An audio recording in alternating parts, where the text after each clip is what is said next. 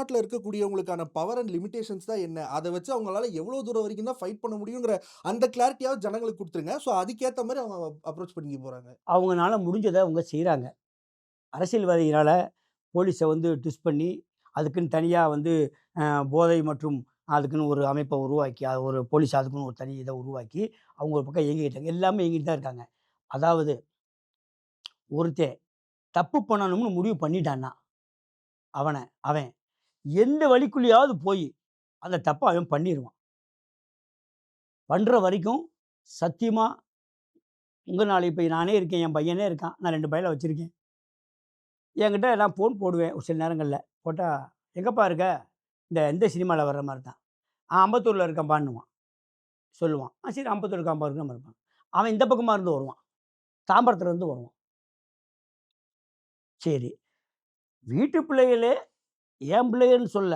உங்க வீட்டு பிள்ளைகளும் அதான். எந்த பிள்ளைகளும் பெத்த தாய் தந்தையர்கிட்ட வந்து அவ்வளோ சீக்கிரமா வந்து முழுசுமா உண்மையா பேசிறதே கிடையாது. தன் பிள்ளைகளையே நம்மனால கட்டுப்படுத்த முடியாத சூழ்நிலை இங்க இருக்கு.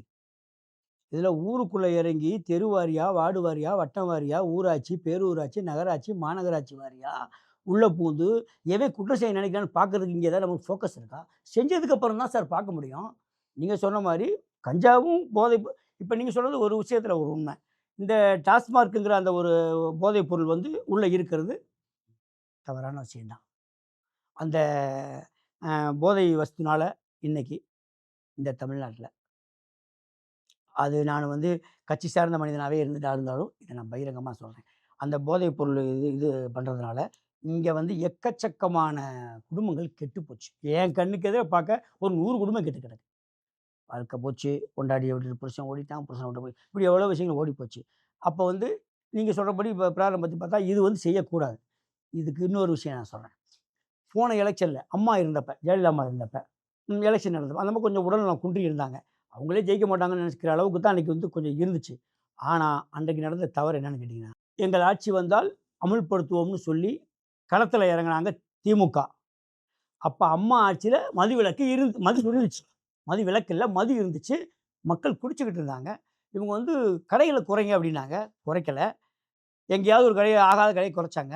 அப்புறம் இவங்க வந்தவுடனே ஒரு அறிக்கை விட்டாங்க. திமுக. என்ன அறிக்கை விட்டாங்கன்னா, நாங்கள் வந்தால் மதுவிலக்கை அமுல்படுத்துவோம்னு சொல்லி திமுக அறிக்கை விட்டாங்க. எலக்ஷன் நடந்துச்சு. ஒரு குடிகாரன் சாராயம் கிடைக்காதுன்னு நெனச்சு திமுகவுக்கு ஓட்டு போடல. அதனால அன்றைய காலகட்டத்தில மறுபடியும் ஜெயலலிதா அம்மா ஜெயிச்சாங்க.